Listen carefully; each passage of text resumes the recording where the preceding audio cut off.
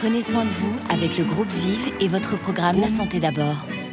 Groupe Vive pour une santé accessible à tous. Bonjour à tous, soyez les bienvenus sur le plateau de La Santé d'abord, l'émission qui préfère prévenir plutôt que guérir. Et justement, comment vieillir en bonne santé? Sommes-nous à la merci de notre patrimoine génétique qui nous a fait naître avec des bons gènes et puis des moins bons? Eh bien, la réponse est non. Notre mode de vie peut agir sur l'expression de nos gènes. C'est ce qu'on appelle l'épigénétique. Et on en parle aujourd'hui sur le plateau de La Santé d'abord.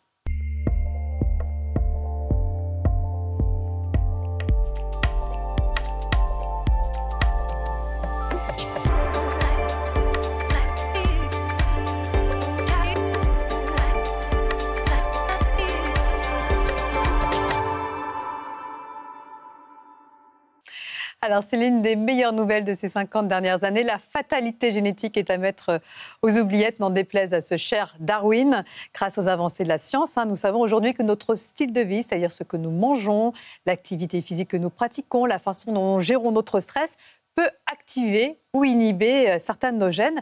De la même façon, nous avons aujourd'hui la possibilité de mieux connaître notre terrain génétique, c'est-à-dire les forces et les faiblesses de notre organisme grâce à des tests spécifiques. Bref, avec mes deux invités, nous allons vous expliquer comment devenir le chef d'orchestre dans votre destinée pour vieillir moins vite et surtout en meilleure santé. Alors soyez bien attentifs, cette émission pourrait bien changer le cours de votre vie. Bonjour Bruno Méret. Bonjour Véronique. Merci d'être avec nous. Vous êtes ingénieur en biochimie, consultant en micronutrition et l'auteur de Maîtriser votre protocole santé aux éditions Résurgence. C'est le premier guide qui existe sur toutes les analyses nutritionnelles et fonctionnelles que l'on peut réaliser pour prendre soin de sa santé de façon la plus personnalisée possible. Et vous abordez notamment cette notion de terrain génétique avec des tests qui sont aujourd'hui disponibles et en tout cas des solutions en cas de terrain génétique défavorable. Donc merci d'être avec nous. Bonjour Abin Ghasmi. Bonjour Véronique. Alors vous êtes physiologiste nutritionniste, président de la SOFNA, qui est la Société francophone de nutrithérapie et de nutrigénétique appliquée. Et vous avez publié pas moins de 70 études scientifiques autour des sciences de la nutrition. Donc voilà, votre mission à tous les deux, si vous l'acceptez aujourd'hui, c'est de rendre pratique en 26 minutes cette science théorique et abstraite pour la plupart d'entre nous qu'est la génétique. Donc voilà, c'est un beau challenge. C'est bien, je vous ai bien mis la pression là.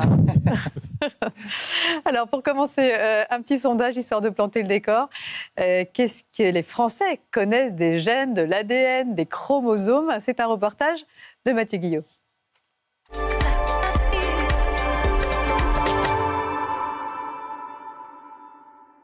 Un gène, c'est une partie de l'ADN et c'est ce qui code l'information génétique. C'est l'enchaînement de petites informations, je crois que c'est les nucléotides, et c'est un enchaînement de plein de petits, petits éléments, et donc ça va composer, ça va créer une information, et c'est ce qui traduit notre patrimoine génétique. Alors un gène, c'est une caractéristique de notre patrimoine génétique qui permet de coder correctement les cellules et ensuite définir une caractéristique de notre corps, parce qu'il y a des gènes qui vont définir la couleur de nos yeux, d'autres qui vont définir notre capacité à grandir. Beaucoup, c'est sur les chromosomes, je crois qu'on a genre 38 chromosomes ou 42, quelque chose comme ça, et donc on en a je crois que c'est des millions, voire des milliards, je sais pas, mais c'est énormément. C'était des milliers. C'était des milliers seulement? Ok. On en a une palanquée et tous les jours on en retrouve, puisque sur nos chromosomes on peut retrouver plusieurs gènes en fait. Donc. Je pense que le Téléthon, c'est une récolte d'argent pour financer la recherche sur les maladies génétiques plutôt neurologiques. Bon, ça reste un peu flou tout ça. Voilà, on a une palanquée de gènes, mais après, à quoi ça sert? On ne sait pas trop. Bon, à notre décharge, c'est vrai que la découverte de la double hélice de l'ADN, c'est assez récent, c'est 1953. Et on parle d'épigénétique seulement depuis une vingtaine d'années. Donc voilà, avant que vous nous expliquiez comment l'épigénétique peut nous aider à rester en bonne santé, un petit retour aux fondamentaux, je crois que ça s'impose. Voilà, ça va vous rappeler vos cours de biologie du collège. Alors, au commencement, il y a l'ADN. Alors, qui se lance, Amine? Tout à fait. Donc, l'ADN, c'est des molécules qui sont dans toutes les cellules et qui sont dans un endroit de la cellule qu'on appelle le noyau et qui contiennent la totalité de l'information, on appelle ça l'information génétique, qui permet à notre corps de fonctionner de la manière la plus optimale possible.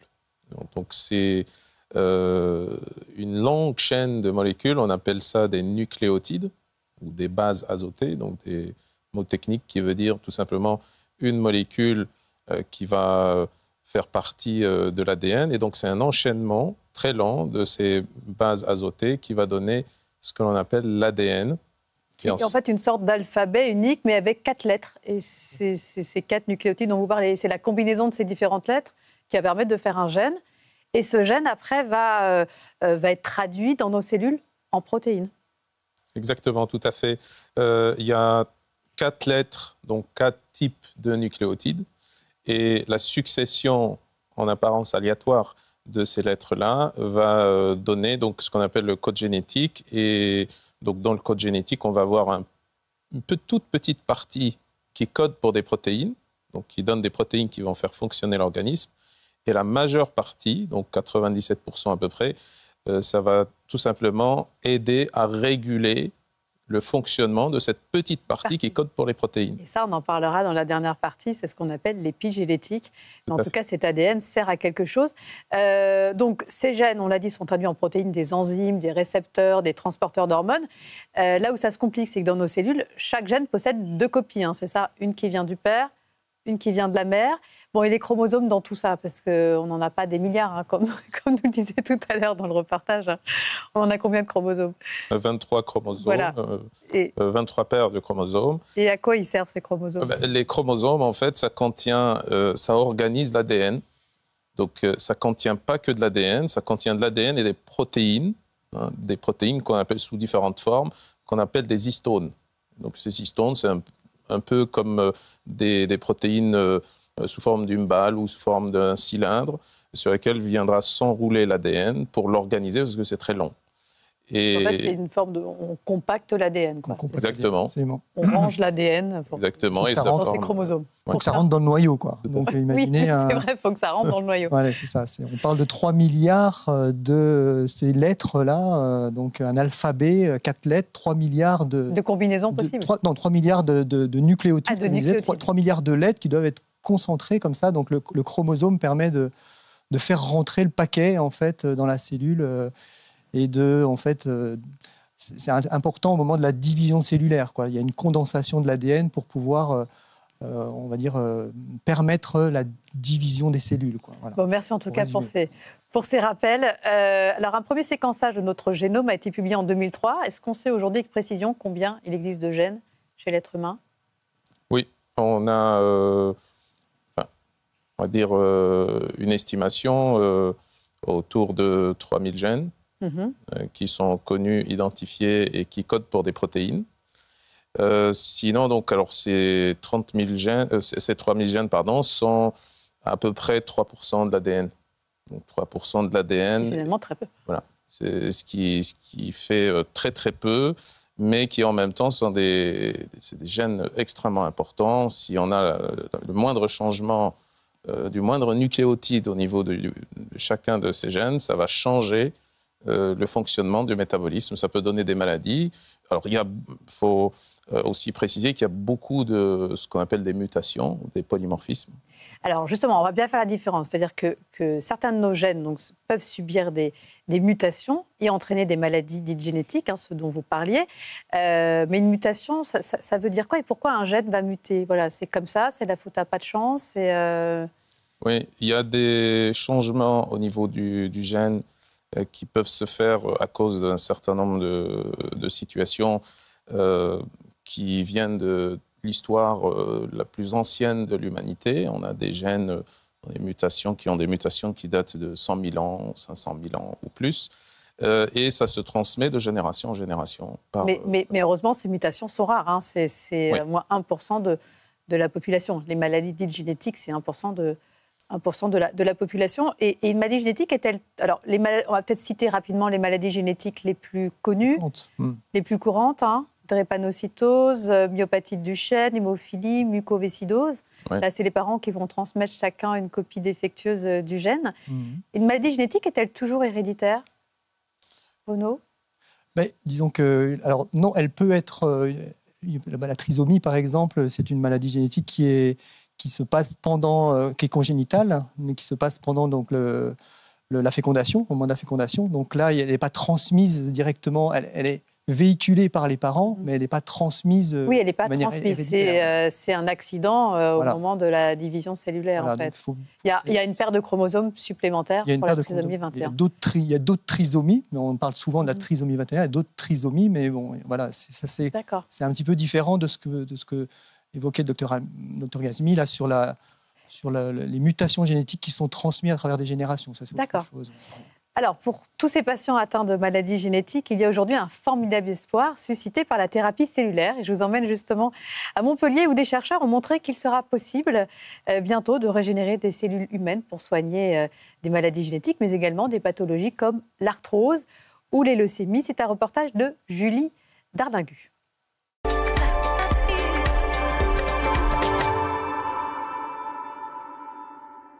Monique attend ce jour depuis 85 ans. Elle est atteinte de la polykystose rénale, une maladie génétique faisant apparaître des kystes au niveau des reins, qui touche sa famille sur 3 générations. Et je vois qu'effectivement, les médecins sont impuissants et on attend que quelque chose se passe parce que effectivement, ils ont les mains liées. Les mains liées, plus pour très longtemps. Elle est témoin d'une découverte inédite ici à Montpellier. Les médecins de l'Institut spécialisé dans la régénération des cellules viennent de trouver le moyen de renouveler des cellules humaines pour soigner des maladies comme l'arthrose ou les leucémies. Le test a été effectué sur une souris qui présentait le syndrome de Progeria, une maladie qui favorise le vieillissement des cellules. Et lorsqu'on applique notre traitement en bas, on voit que les caractéristiques physiques de la maladie ont tendance à s'atténuer. Elle est entrée en phase de rémission. La technologie avance très vite et aujourd'hui on maîtrise les possibilités à partir d'un simple prélèvement d'un tissu, d'une cellule sanguine par exemple, une simple prise de sang. On peut récupérer là des cellules et les reprogrammer pour leur redonner des capacités presque infinies de redifférenciation sur un tissu très spécialisé. Demain, il sera donc possible de régénérer des cellules humaines. Cette découverte peut aussi laisser espérer de nouveaux types d'emplois dans le secteur.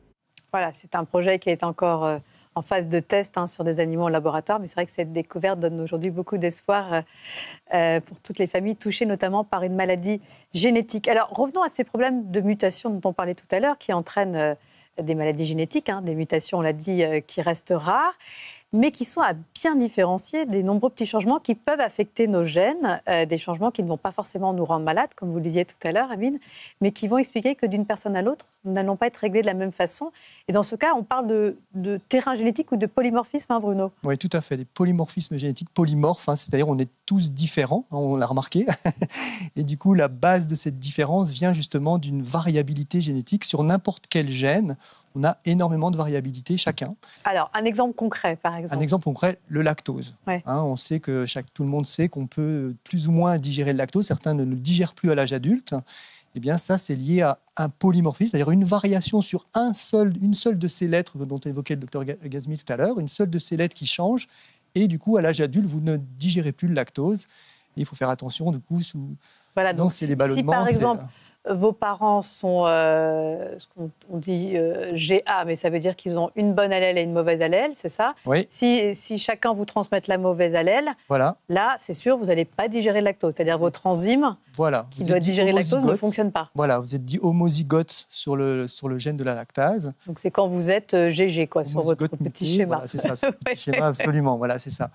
Homozygote muté, dans ce cas-là, en effet, vous ne fabriquez pas à l'âge adulte, parce que ça, c'est un processus. Vous pouvez la fabriquer jusqu'à 2-3 ans. Et à l'âge adulte, on la fabrique. Vous la fabriquez plus. Et donc, du coup, avec tous les problèmes de potentiel fonctionnel que ça génère. Quoi. Et dans ces cas-là, qu'est-ce qu'on fait ? On va plutôt éviction des produits laitiers. Oui, on peut se substituer. On peut acheter de la lactase à la pharmacie. Oui, qui est l'enzyme qui va digérer les lactoses. Déficitaire, on peut l'acheter en complément alimentaire. Et puis faire mais de manière générale, quand même, il faut mieux éviter quand même les crèmes, les glaces. Malheureusement, ça impacte beaucoup les bonnes, on va dire les choses, les plaisirs de la vie, quoi. Voilà. Ouais. Alors, en parlant justement de troubles intestinaux, la qualité de notre fameux microbiote peut aussi dépendre d'une enzyme qu'on appelle la FUT2. Alors, on va faire simple, c'est la fucosylactostransférase. En gros, si cette enzyme dysfonctionne, on aura un mucus intestinal de mauvaise qualité avec pareil, toute une cohorte de symptômes, Bruno. Oui, alors en effet, c'est polymorphisme à nouveau sur une enzyme précise qui fabrique un bon mucus, on va dire pour simplifier. En effet, 20% quand même, c'est 20% de la population caucasienne. Moi, je suis deux non-secréteurs, par exemple. Deux non-secréteurs. Okay. Voilà, tout le monde s'en fout. Mais du coup, j'ai un mucus intestinal. Voilà, alors, c'est un mucus intestinal qui va être de pas très bonne qualité. Voilà, et qui du coup amène à des populations bactériennes qui peuvent être, par exemple, il y a moins de bifidobactéries, des très bonnes bactéries qui sont connues, les probiotiques, les bifidobactéries. Quand on a ce mucus de moins bonne qualité, on a moins ces bactéries dans son intestin, avec des problématiques de santé qui peuvent se répercuter, avec des risques, par exemple, allergiques majorés, avec des risques de candidose majorés, des risques d'infection urinaire. Des problèmes ORL, chez les femmes, des problèmes d'infection urinaire, attention, ça peut être un problème de constipation chronique aussi. D'accord. Par exemple. Et alors, qu'est-ce qu'on peut faire dans ce cas-là quand on est de non-secréteur ou en tout cas Il y a pas mal de solutions. Donc, quand on est non-secréteur, on a en général un mucus qui est de mauvaise qualité, mais qui est aussi très fin. En termes de cellules intestinales en produisent moins.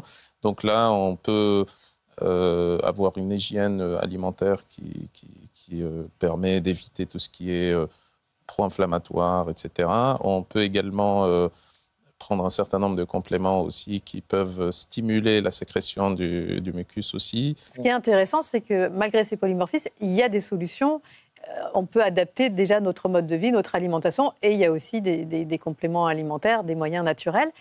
Alors, un autre polymorphisme que tout le monde devrait connaître, enfin en tout cas aux États-Unis par exemple, je crois qu'ils connaissent tous ce polymorphisme, mais en France on est un petit peu en retard, c'est celui qui affecte l'enzyme MTHFR. Alors, désolé pour tous ces noms un petit peu compliqués, la méthylène tétrahydrofolate réductase, pour faire simple. Si cette enzyme ne fonctionne mal, le risque de dépression, de maladie cardiovasculaire, entre autres, est augmenté, hein, c'est ça? Tout à fait, oui. Alors là, c'est un mécanisme, on va dire une biochimie assez complexe dans le corps humain. Là, il faudrait plusieurs heures pour rentrer dans le détail du rôle de cette protéine, de cette enzyme. Mais en effet, quand elle est mutée, elle amène à un dysfonctionnement d'une réaction chimique qu'on appelle la méthylation dans l'organisme, qui est très importante au niveau cérébral, au niveau de l'équilibre des neurotransmetteurs, au niveau de la détox. Et ça amène aussi un surrisque cardiovasculaire.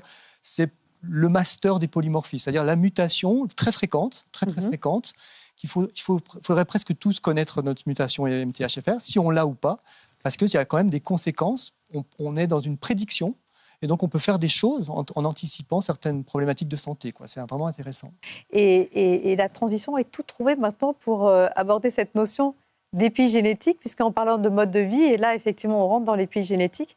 C'est un terme très à la mode, mais je ne suis pas sûre que nous sachions tous ce qui signifie exactement. Donc voilà, comment expliquer cette découverte révolutionnaire, mais qui met fin au tout génétique, finalement.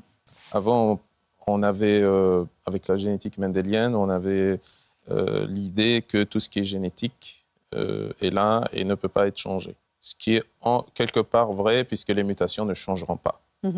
Par contre, ce qu'on peut changer, ce sont les implications et les conséquences de ces mutations-là. Et ça se fait à travers le changement de style de vie. Donc, activité physique, comme vous l'avez bien dit, par rapport à le tabagisme, au sommeil, l'amélioration du sommeil, la diminution du stress, l'alimentation. Et donc, tous ces facteurs du style de vie vont avoir un impact après sur le fonctionnement de l'ADN. Alors, ça ne va pas changer la structure de l'ADN, mais ça va changer l'expression, on dit, c'est-à-dire le fait qu'un gène va coder un peu plus pour une protéine ou un peu moins. Et c'est ce qui va faire que, ce qu'avait dit Bruno avant par rapport à la MTHFR, la méthylation est un des phénomènes épigénétiques. C'est-à-dire, si, par exemple, on mange moins de sucre, on fait plus d'activité physique, on a un certain nombre de changements au niveau de l'expression d'un certain nombre de gènes qui vont faire qu'on aura moins de risque de diabète, qu'on aura moins de risque cardiovasculaire, qu'on aura moins de risque d'un certain nombre de maladies. D'accord. Donc, en fait, en modifiant notre mode de vie, nos comportements, on peut agir sur nos gènes et prévenir l'apparition de maladies et du coup, vieillir moins vite et surtout en meilleure santé. Hein. Exactement. Bon, justement, donc on peut reprendre le contrôle de ces gènes juste en changeant nos comportements. Et Bruno, nous nous sommes rendus chez vous dans le Luberon. Vous exercez désormais après avoir vécu en région parisienne et je suis sûre que cette nouvelle vie a fait beaucoup de bien à votre épigénome. Et vous nous avez permis d'assister quelques minutes à l'une de vos consultations où il est question justement d'épigénétique et plus précisément d'acides gras oméga 3. C'est un sujet de Loïc Perrier.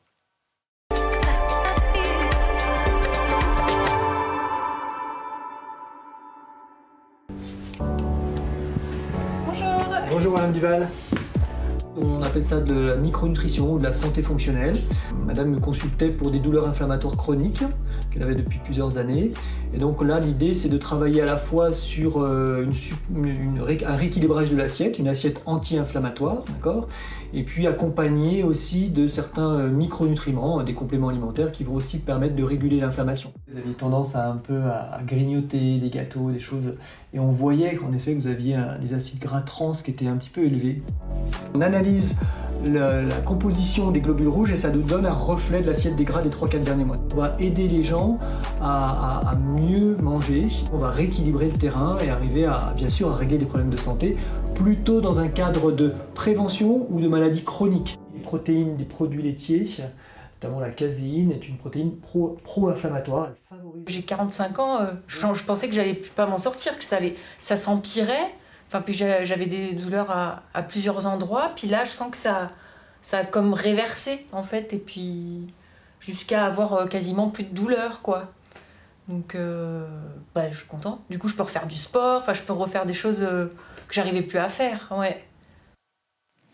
On a parlé de nutrition, mais micronutrition, c'est vraiment une discipline, une spécialité qui permet d'optimiser de façon naturelle nos taux de vitamines, de minéraux, d'acides gras, notamment oméga 3, et ça joue un rôle très important au niveau de notre épigénétique. Tout à fait, ouais. Il y a pas mal de micronutriments comme ça qui ont un impact directement sur on va dire le contrôle des gènes, et notamment ce qu'on voit dans le reportage, là, les oméga 3.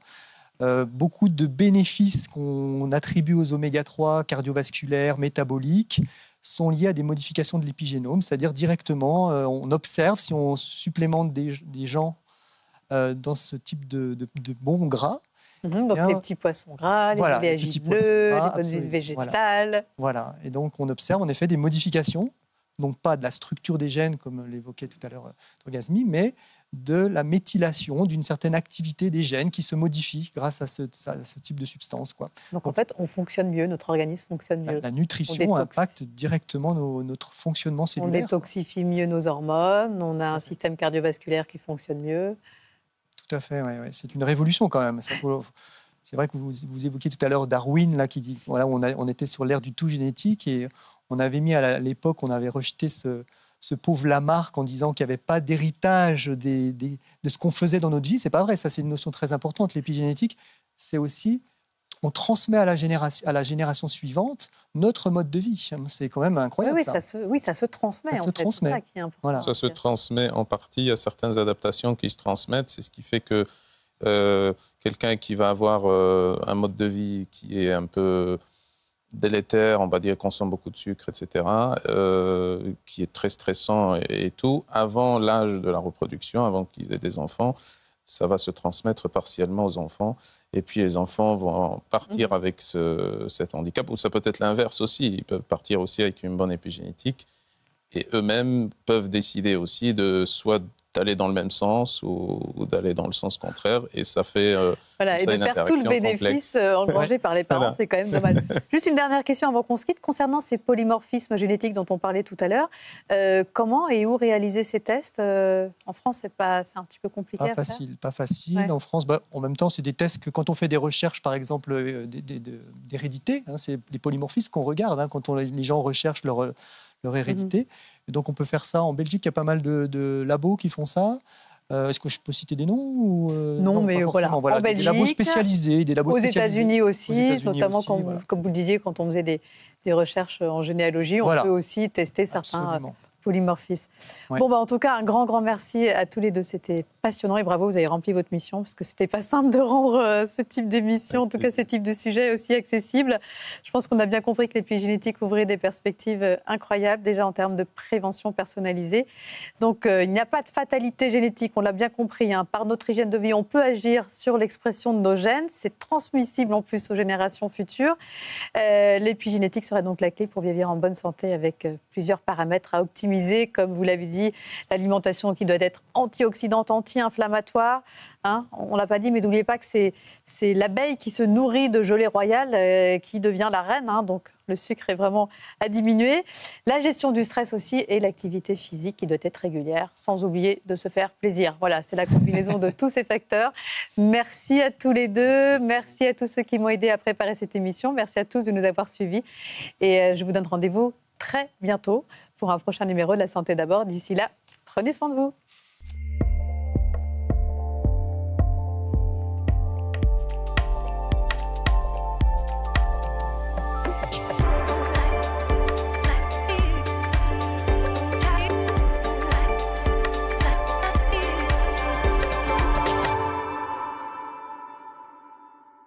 Le groupe Vive vous a présenté La Santé d'abord, le programme qui prend soin de vous.